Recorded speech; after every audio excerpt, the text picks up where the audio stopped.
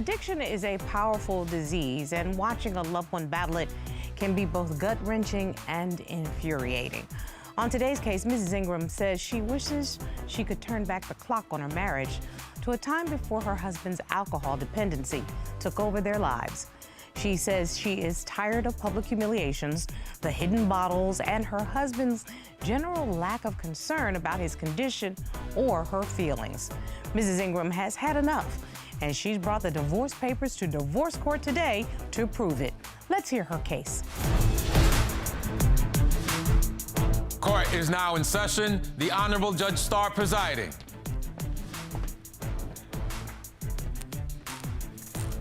Your Honor, this is the case of Ingram versus Ingram. Thank you. Mrs. Ingram, you're in court today seeking a divorce. You say that you've had enough of your husband's selfish behavior and you have taken matters into your own hands. You decided to separate 2 months ago, and today will actually be the first time you've seen him in 70 days. Okay. Are you ready to face your husband? Yes, Your Honor. Robert, please ask Mr. Ingram to join us. Sure.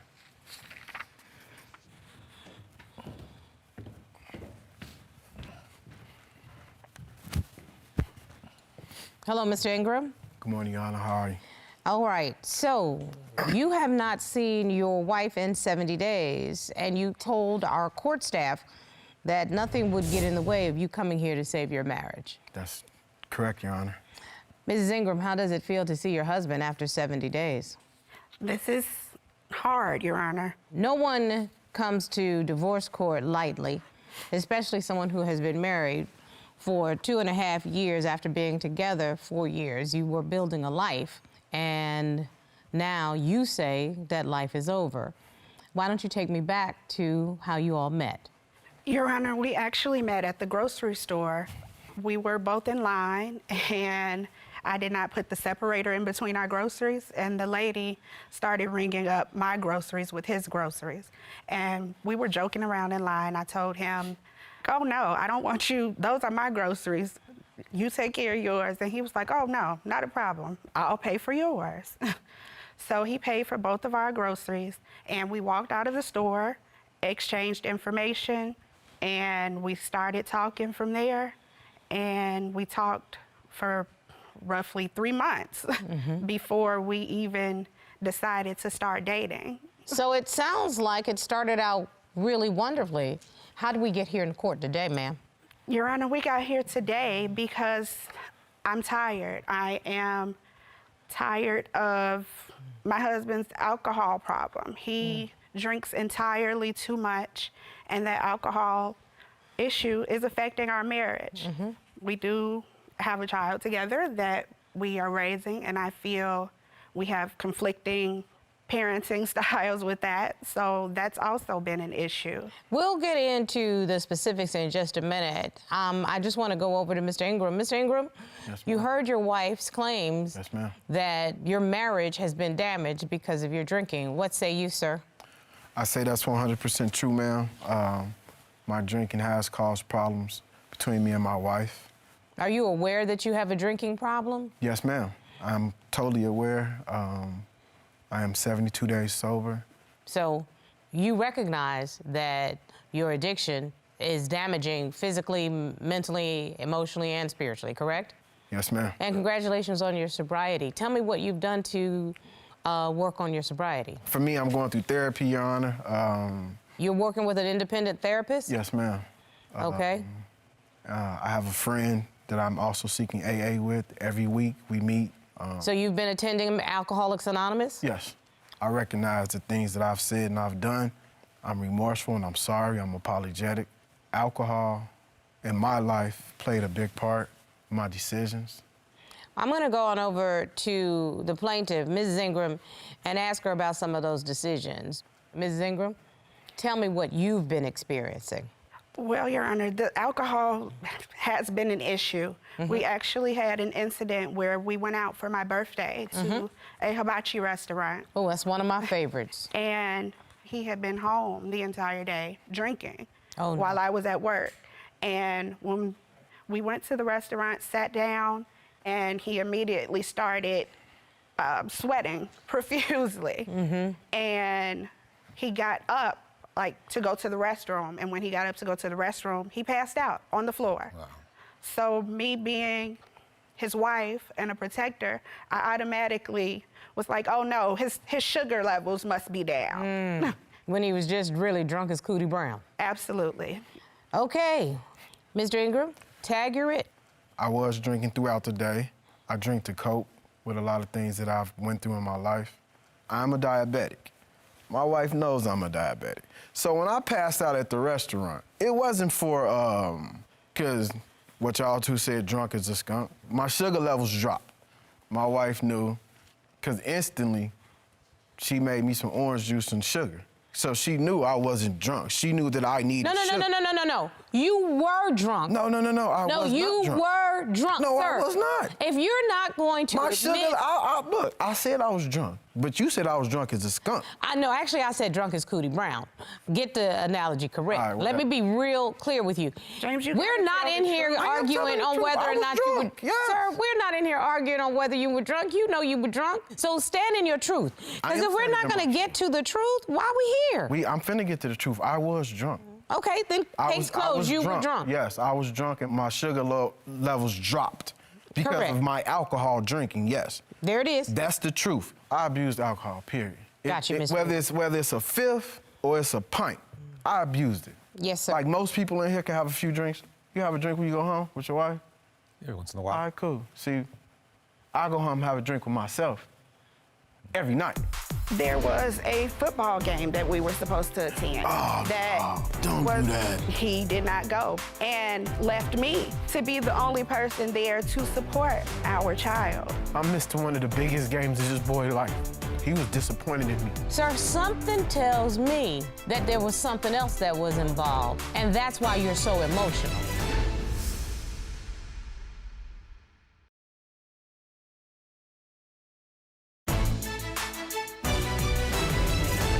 We've established that the drinking is an issue. We have established that Mr. Ingram has abused alcohol and is an addict. We have established that. An addict? That's an illness.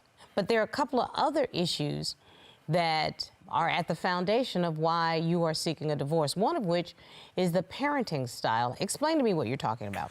He hasn't been an active parent. He doesn't put me and the child first. There was a football game that we were supposed to attend. Don't do that. Don't do that. There was a football game that we were supposed to attend. We were both invited to the football game, but he did not go because I don't even believe it was a day that he was scheduled to work. I think he got called in to work because somebody else called off, and he went in and left me to be the only person there to support our child. And it was an important game, And it I was an understand. important game. It was for the championship. Mr. Ingram, I love my son. I love my wife. I chose to go to work. I missed one of the biggest games of this boy's life, and they lost. He was upset. He was hurt. He called me. I never told her this. He was disappointed in me. I needed you there, and I wasn't there. I'm here now, son. I ain't gonna miss no more games, bro. Mr. Ingram, Yeah. young people have very few things in their young lives as they're developing That's true. that they look at as measures of success. And your child Correct. told you what was important to him. And you say to me, and you said to your wife, you chose work. Sir, something tells me that there was something else that was involved and why you weren't there. And that's why you're so emotional. And you're going to have to deal with the ramifications. And what the ramifications are is that you are showing that young man this is the example of the man. Yes, you are. Don't do that. You can shake your head at me if you want don't to. do that. You have a young life that depends on your example. Absolutely. Absolutely. Absolutely. And you have not been a good example. I haven't. I'm sorry. And I he said that haven't. he missed for money. The alcohol is all behind all of it. Let's And stop. it's not just him. He's not supportive of me. I was my grandmother's caregiver while she was on hospice. She passed Don't do away. that, man. And Do that to me. he and I got into an altercation, and he told me that he should have left me when my grandmother passed. That's a mean-spirited thing to say. I loved her grandmother. I was wrong for what I said, and I might not come back from that, Your Honor. I'm here now asking for forgiveness. I'm here now admitting to my wrongs as a man, as a husband, and as a father. I was wrong. I messed up. I'm sober, wife. Judge Starr, I'm not going back to Chicago without this lady. So, Mr. Ingram, why should Mrs. Ingram take you back? I'm not drinking no more. I'm spending more time with my child. I haven't been seeing her. So if you being away from a person for almost 3 months, right? It's the first time I seen my wife, bro. Excuse me, why are you talking to Robert? I messed up. No, you messing up. I have actually brought the divorce papers here, and I've already signed them. I would like for him to sign them.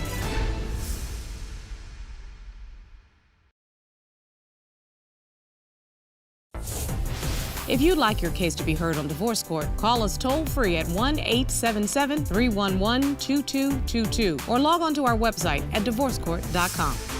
Missed a show? Watch full episodes on our streaming platforms and follow us on social media for exclusive content.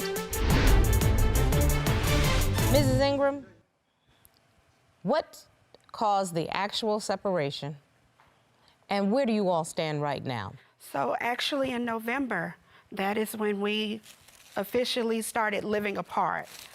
We were supposed to renew our lease, but he told me he was not renewing the lease. He did not want to renew the lease because he wanted to move closer to where our son was staying. So we decided, okay, we're not renewing the lease. I told him, if we're not renewing the lease, I need you. It's gonna be your responsibility to find something that is a place that I'm comfortable in, that is accepting of pets, because we do have a little dog, and that's within our price range. That makes sense. And since you don't want to renew the lease, that's your responsibility to find that, because we have all of that here. He has not done that, and that was in November. We are already months from November. So that's why I feel he hasn't put forth the effort with doing any. Oh, Where are you? Wait. Excuse me, I'm sorry. Mr. Ingram, hold on you're one right, moment, right. please. I'm sorry. Where are you living now? He is back in the hood, staying with the relative, and I am also staying with the relative. So you don't have a family home right now? No, we do not. Mr. Ingram, you wanted to say something. So first of all, right, she said this happened in November, which is true. We moved out December 1st, okay? I went to a relative, she went to a relative. She stopped talking to me the first week of January when I said what I said. Okay, Mr. Ingram, though, you moved out of the house. Let me. But you're giving me dates, and so I'm gonna ask you about the dates. I'm quarterback this for you. No, I don't need you to quarterback. I need you to be factual. I am if being you factual. tell me the lease is over in November, you move out in December, and she stopped speaking to you a month later in January. Okay. So I wouldn't have been speaking to you on December 2nd. Look. So December is a hard month for both of us. She knows this, right? Why is it a hard month? My mother passed in December, and her grandmother passed in December, the first week. I didn't do what I needed to do then. I did not. Everything that we have talked about today, Robert, don't drop your head, because when you drop your head, I know what that means. Mm-hmm. Every single topic that we have brought up today, you have ended with, I didn't do what I needed to do. I didn't do what I needed to do. I didn't. So, Mr. Ingram, why should Mrs. Ingram take you back? Okay, so. Make your case. I'm finna make my case. You better believe that. So my case is made because I drank a lot. I suppressed a lot of my feelings with alcohol. Memories from 20 years ago, right? You know, I said something hurtful to my wife. I love my wife. I'd die for my wife. You know what I'm saying? I'm not drinking no more. I'm spending more time with my child. I haven't been seeing her. This is the first time I actually looked at her in months, right? So if you being away from a person for almost 3 months, right? It's the first time I seen my wife, bro. I ain't even say hi to my wife. She walked right past me. Excuse me, why are you talking to Robert? I messed up. No, you messing up. I messed up with my wife, and all I can ask for is for a second chance. You're not talking about a second chance, Mr. Ingram. You're talking about a 15th, a 5th, Judge 67th, Starr, at this a point, 72nd. I have actually brought the divorce papers here, and I've already signed them. I would like for him to sign them.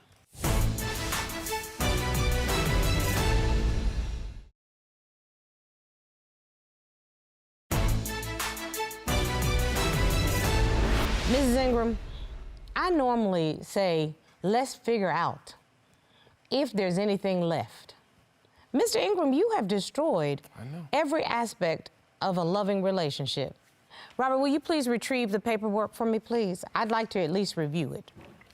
Mrs. Ingram, you came to court today with one purpose, and that is to have your divorce paperwork signed. You say your husband's drinking is completely out of control, and you don't feel supported in any aspect of your marriage. Thank you, Robert. Mr. Ingram, you came here today with high hopes, you say, of saving your marriage. But a man who has lost his wife and has been apart from her for 70 days would have come into this courtroom with the following: a new lease of a 2-bedroom or more apartment. You would have also walked up in here with the Alcoholics Anonymous chip that says, I've been doing the work to be the man that I say I am. You'd have walked in here with a witness, a therapist that you've been going to that could say, we've been working on some of the core issues that are underneath why he drinks so much. Those are the things that should be required of a man who says he wants to fight for his wife. I don't see any of it. I heard a lot of talk.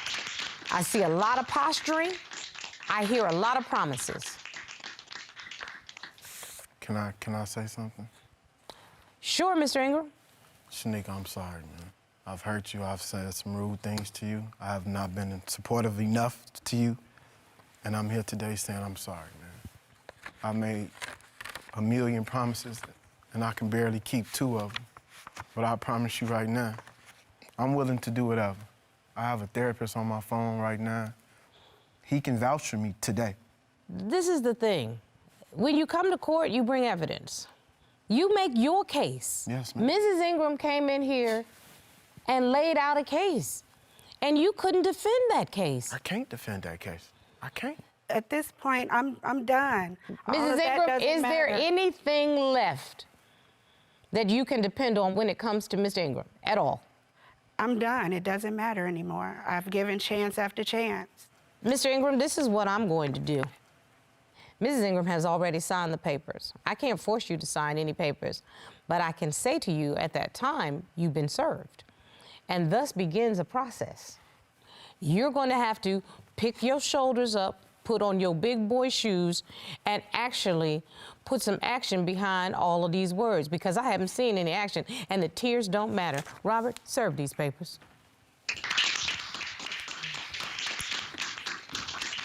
Mr. Ingram, you've been served. Mrs. Ingram, I believe very strongly that alcohol is a solvent, a substance that's able to dissolve another substance, resulting in a solution. And that is, it ruins marriages, families, and careers. This man's addiction was a solvent in your marriage. It ruined it. And he was not prepared to do the things necessary to fix it. This marriage is over. I'd move on with my life, Mrs. Ingram. Take back my name and start to build, because you've wasted far too much time.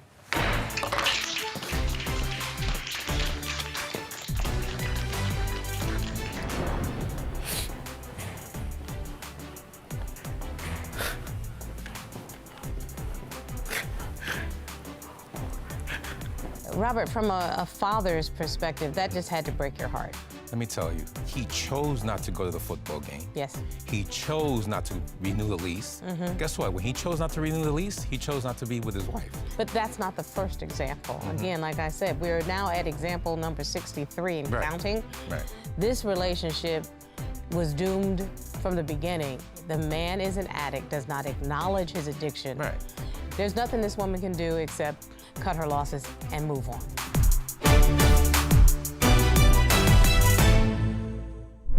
Made in Georgia.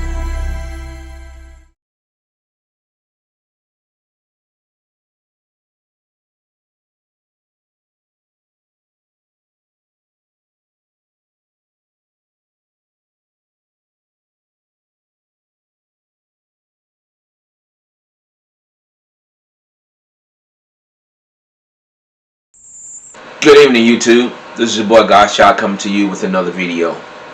And by you can see in that video, there's some things that we're going to talk about today.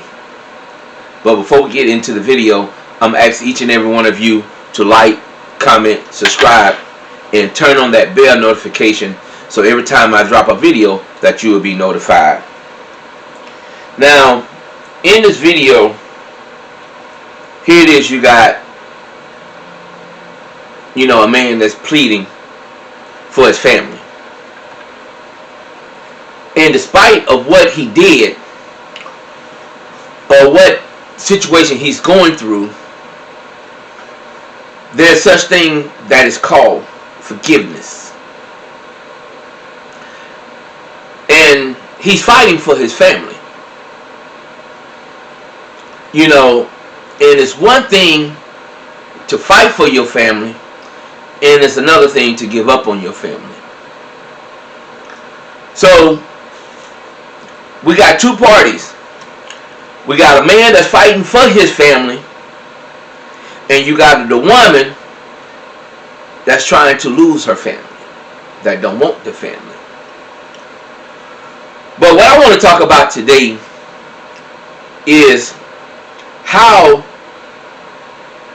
can we as people can do all the things in this world that is wrong, that is not pleasing by God, but each and every day we ask for forgiveness. We ask God to forgive us of our sins.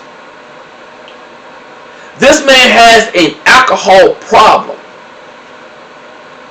And here it is that you got people that's talking down on him. But see, that's one thing that we don't understand, that we don't get. That when somebody is crying out for help, we ignore it.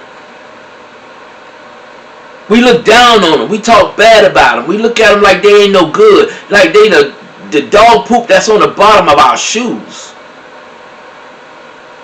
But you have to remember that we once was those people before.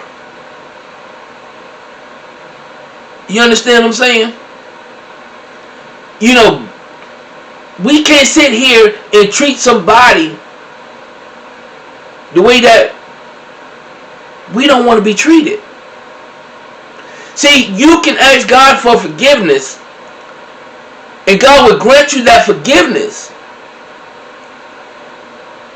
You get what I'm saying? So we can't knock this brother for asking for forgiveness. You get what I'm saying? He does the judge don't care about this man is getting help. All she cared about is this man being an alcoholic. Wasn't there for his child.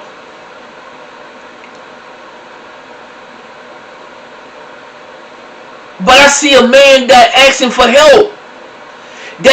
He doesn't repent for the things that he has done.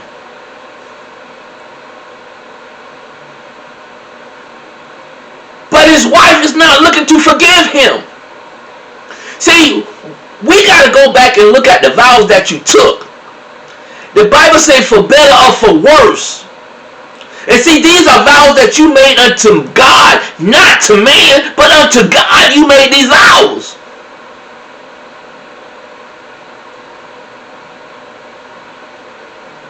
I don't understand it.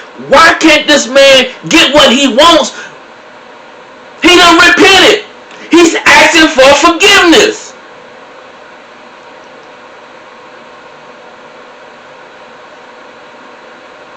See, we're not looking at this big picture. I keep telling y'all, God made the ultimate sacrifice.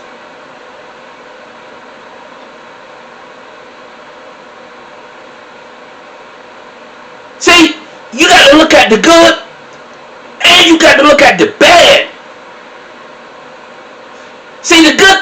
and he repented. He asked for forgiveness. See, one thing, the forgiveness is not for him. It's for her. This man cried his whole heart out, pleading to his wife. But see, what I see in this video, she come to court wanting him to sign the divorce papers. And see, that's something that God do not believe in, is divorce. He don't believe in divorce. Because you made a covenant with this man in front of God. You said you was going to be with that him or her for the rest of your life. For the good, for the bad, and for the ugly. So I'm telling the women and I'm telling the men, learn to forgive and work it out. Put God in the midst of it. See, you cannot run to the courthouse to seek your answers. The answers is not in the courthouse. The answers is within God.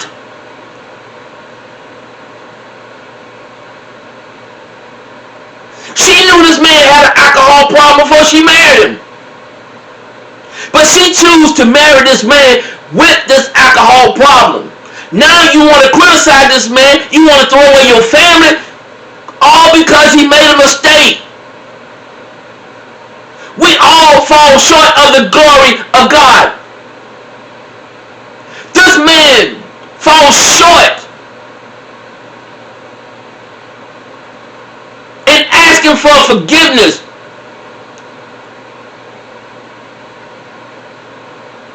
So you're not willing to forgive this man for being an alcoholic.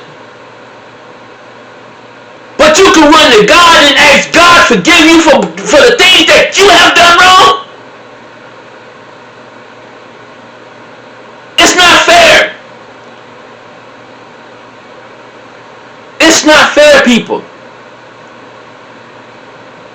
Don't go and run to God and ask God to forgive you for the things that you have done wrong if you can't go out there and forgive somebody for doing wrong by you. It's not a two-way street, people. You can't have your cake and ice cream and eat it at the same time. When somebody runs to you and asks you for forgiveness, forgive them. The Bible said forgive them because when God was on the cross, he looked to his heavenly Father and said, forgive them, for they know not what they do.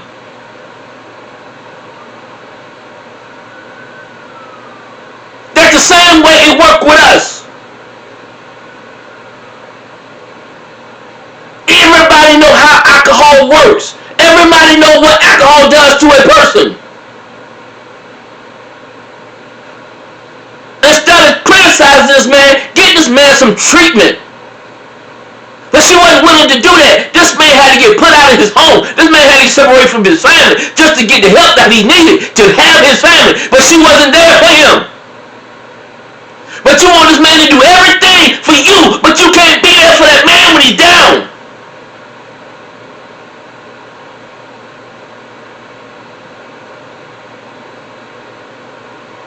I don't understand it, people. Understand it. How can you kick somebody when they're down? God didn't kick you down. God didn't kick you when you was down. So how can you kick somebody else that was down? See, you gotta treat somebody the way you want to be treated. You gotta love somebody the way you want to be loved. All this man is asking is for his family. See, there's some of y'all women out here, and there's some of y'all men out here is begging for your family again.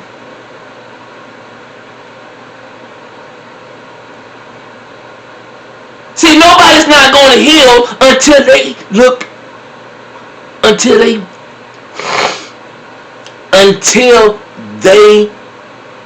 see for themselves how it. Right now, I just can't say what I want to say. I can't say what I want to say, people, because it's a disgrace before God the way this woman did and the way this judge did. The judge could have ordered him to go to treatment. She could have done that. She could have saved this man. There's no telling what would have happened when that man left the courtroom. There's no telling. People, we gotta learn to start treating people the way we want to be treated.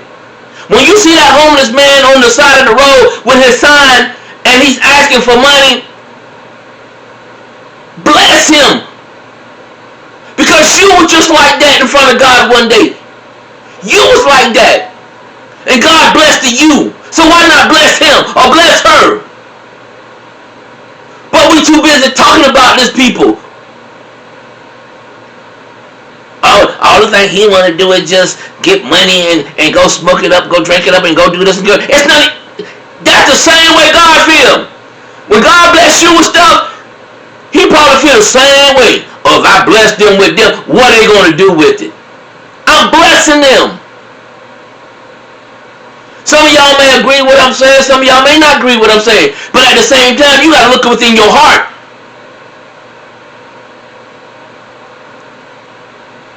That's the reason why this world is in the way it is now. Our heart is not right, people. We got to cut this mess out. This man is begging for his family. All this man is asking for his family. Yes, he missed the important part. The most important thing in his life was his son gain. You see what I'm saying? All he asking for is for forgiveness. Help him to do better. Help her to do better. You get what I'm saying, people?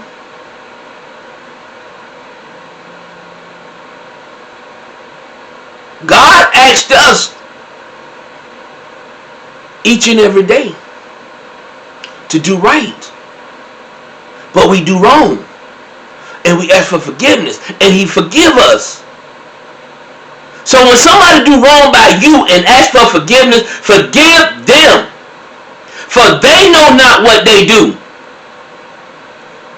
You get what I'm saying? There's some of y'all out there that's still on crack. There's still some of y'all that's out there on weed. There's still some of y'all out there alcoholics. But each and every day you asking God for forgiveness. Asking God to look over you. Asking God to do all these things. But when somebody comes to you and asks you to do these things, you turn your nose up at them.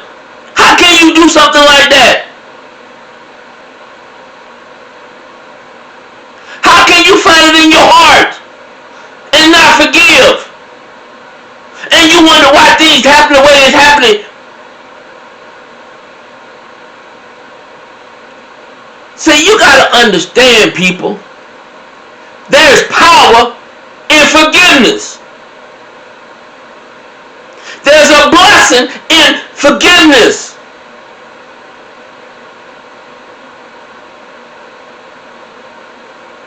Don't go and run to God and ask God for forgiveness. You can't forgive nobody else. You don't run to God. Don't run to God. And you can't do that. Don't run to God. Stop running to God if you can't do it.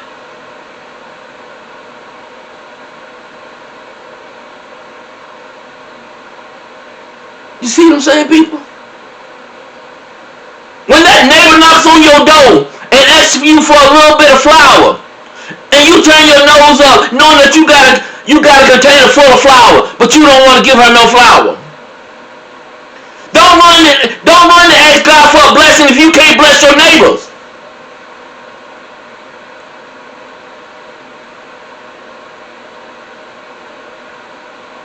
get what I'm saying?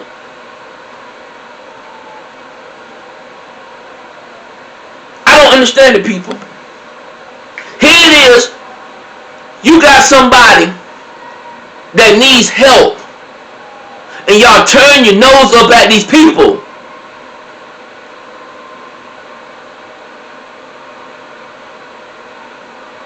I guarantee you right now, somebody's riding down the road, see a homeless person, and the person got a sign up, and y'all turn your nose up at them.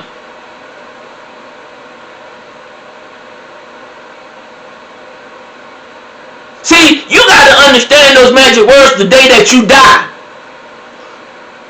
When God at the judgment day, and God said, well done, thou good and faithful servant, welcome on in. But if God come right now and say, depart from me, ye workers of iniquity, I don't know you, how would you feel? And that's the same way that you treat the person that you didn't forgive. You telling that person, depart from you.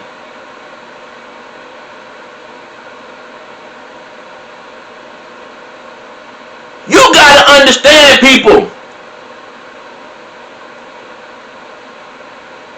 You got to stand on what God says.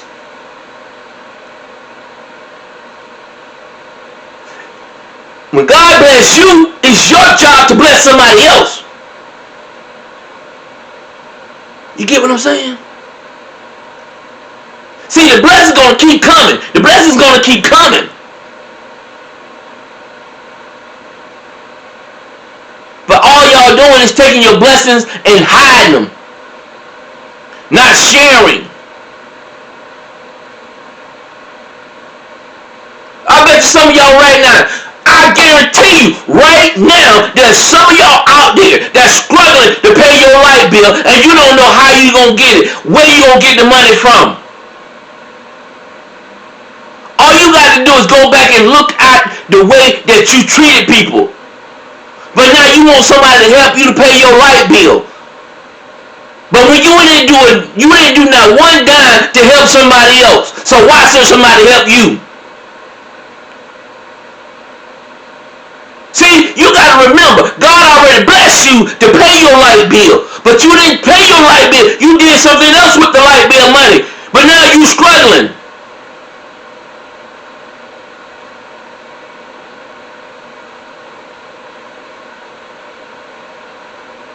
Get what I'm saying, people?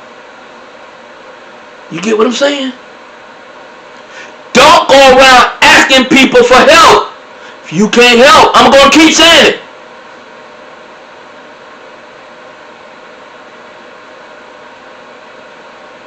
This world would be better off if we can just come together and help each other.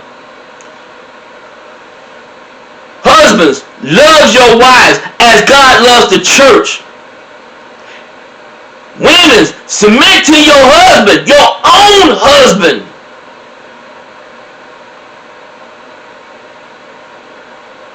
If your wife needs help, your wife falling, reach down and pick her up. If your husband is falling, reach down and pick him up. If your children are falling by the wayside, grab them and pick them up. Because each and every day we asking God to help pick us up. And that's all this man is asking for. It's for help. And all that we see is the negativity, which is the alcoholic. Him being an alcoholic. That's all they see is this man being an alcoholic. See, God can work miracles in that man. You get what I'm saying, people? You get what I'm saying? See, but what I see in her, within those 7 months, I think it was 7 months in the video he said, they've been separated for 7 months. She already felt somebody, or she already had somebody. And see, that person that she might have done found might be way worse than what he is. See, you got to look at this all all kind of ways, people. You get what I'm saying? See, he might be an alcoholic. The husband might be an alcoholic. The boyfriend might well wind up to be a woman beater. The person that she met might be a child molester. You get what I'm saying, people? The only problem that this man had is being an alcoholic. Not one time that she ever came out of her mouth and said he cheated.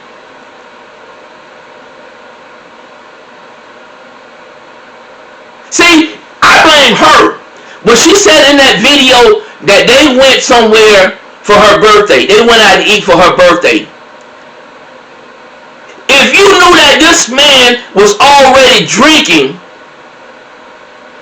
before y'all went out to eat on your birthday, why did you go? You hear what I'm saying?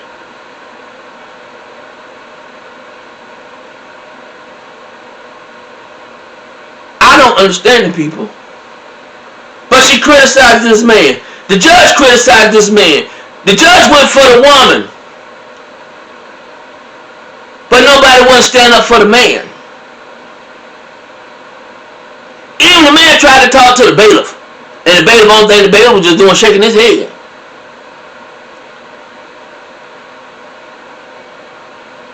Looking at him like, you just disgusting. How can you say somebody disgusting? How can you look at somebody saying that they disgusting? The same way that you look at that person, the same way that God looks at you.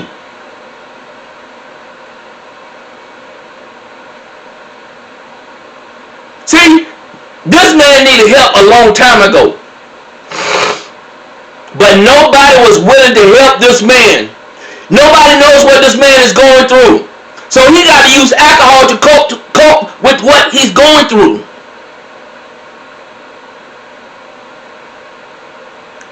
You get what I'm saying?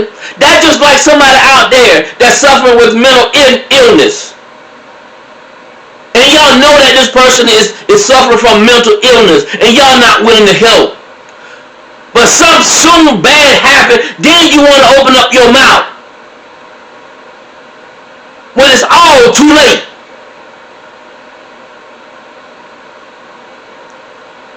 I don't get it, people. How can you find it in your heart to treat somebody the way you treat them, and you expect God to treat you like the king that you are, or the prince that you are, or the queen that you are, or the princess that you are? No, it's not right. Stop running to God if you can't do right. Stop asking God to bless you and when you can't bless nobody else.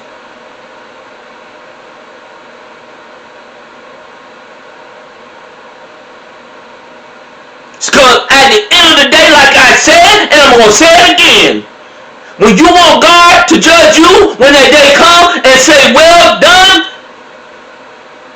that's what you want to hear. Because see, right now, the way you acting, only thing that you're going to hear is say, depart from me, ye workers of iniquity. I don't know you. You get what I'm saying? What words do you want to hear? Well done or depart from me?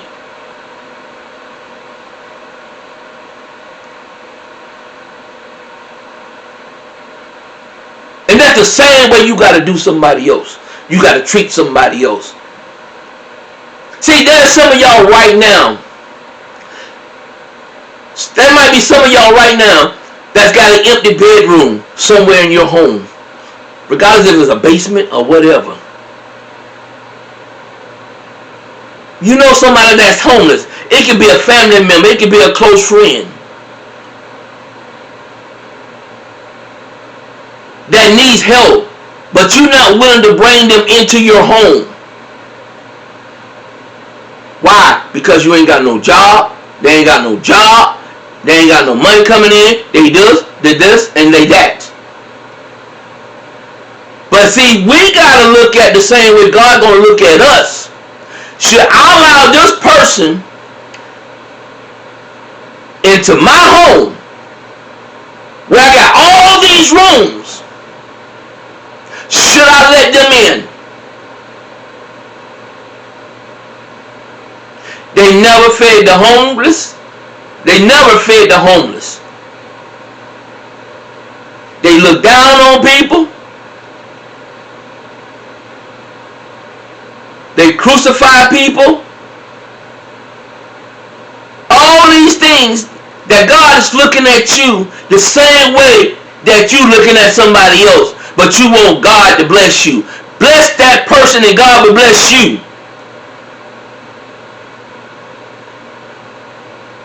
Say to somebody, well done. So God can say, well done. See, it works two ways, people. When you say well done, God say well done.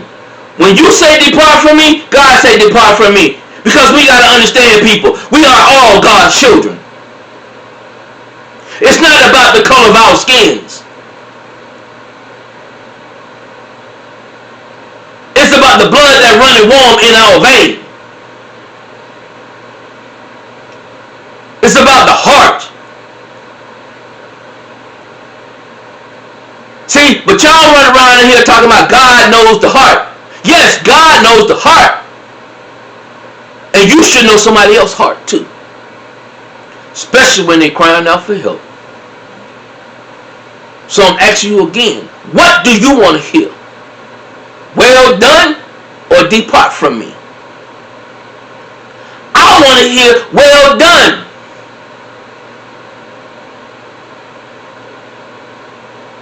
I was riding down the road one day, and it's a true story. There was a brother standing on the corner with a sign. And I handed the brother $20.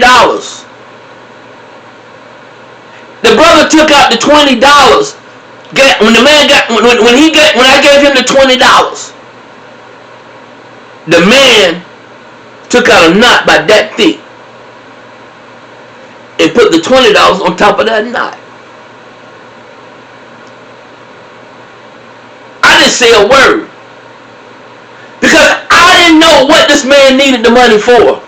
He might needed the money to get his lights cut back on so he can feed his family. He probably needs the money to fix his car so he can get to work.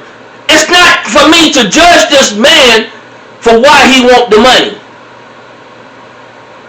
It's not for me to do that, people. What we gotta realize is stop judging people.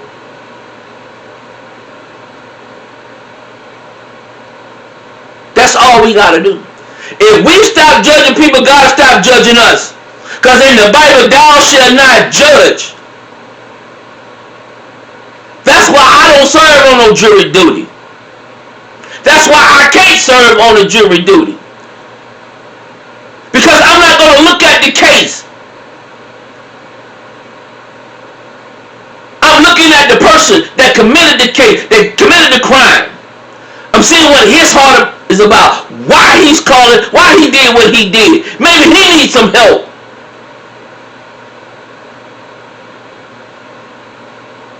That's all I'm saying, people. That's all that I am saying. Is stop judging. Because one day God is going to judge us on the stuff that we done and the stuff that we haven't done.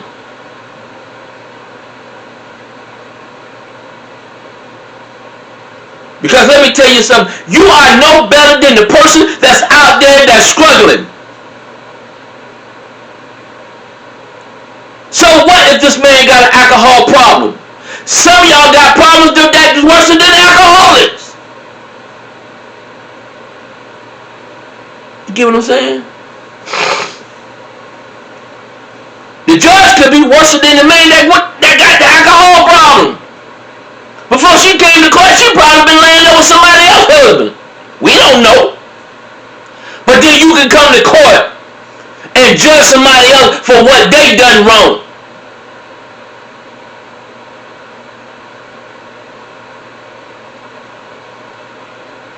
Just the same way as the police officer. Before you put on that uniform, you probably ran so many red lights. But as soon as somebody run the red light, you want to throw your blue lights on. As soon as you pull that car over, as soon as you pull that car over, the person say, forgive me. Forgive me. Did you ask for forgiveness when you ran that red light before you put that uniform on? Did you ask for forgiveness?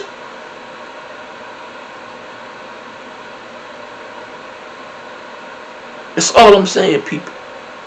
That's all I'm saying.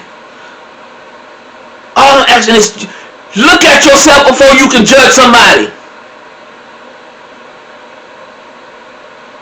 That's all I'm going to say. I'm going to go ahead and close this video out. And I pray that I pray that this video touched somebody. I pray that this video will open up some eyes. I pray I do. I pray. I'm God's child. I love each and every one of you. I don't have no animosity against nobody. And before I close the video out, I'm asking somebody to leave a comment. Leave a comment. If you want to hear the word, well done, thy good and faithful servant, I want you to leave a comment. And you tell me, what do you see in that video? That's what I want. Tell me, what do you see in that video? Tell me the good, the bad, and the ugly. I want to know. And tell me what you would have done different if that was your husband. Or if that was your wife. Tell me what you would have done different, people. And I'll tell you what God wanted. I'm God's child, and I'm out.